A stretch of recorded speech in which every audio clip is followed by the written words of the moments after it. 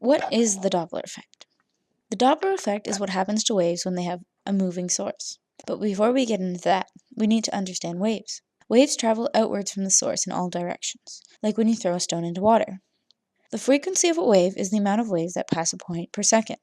Waves with high frequency have shorter wavelength and higher pitch. Pitch is how high or how low a sound is. Now the Doppler effect. The Doppler effect is when a moving source causes a change in frequency of its waves. So this can happen also when the observer is moving towards or away from the source.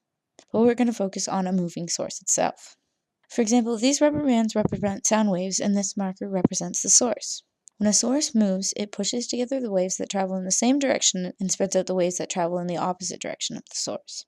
Not only is it a change in frequency from high to low, it also changes the wavelength and pitch.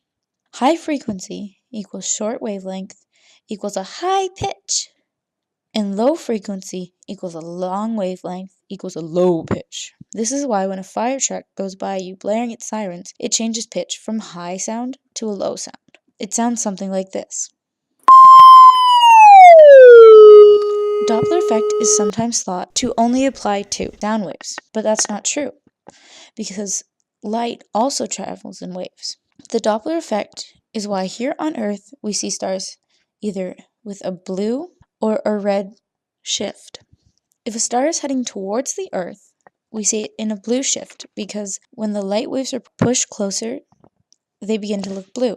And when light waves are spread out, so when we see a star that's moving away from us, they look red.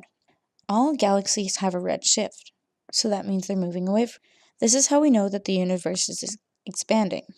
The Doppler effect is also used to determine the speed at which galaxies travel and can also be used in technologies such as sonar and radar guns. And this is J.C. Doppler, the man who discovered the Doppler effect.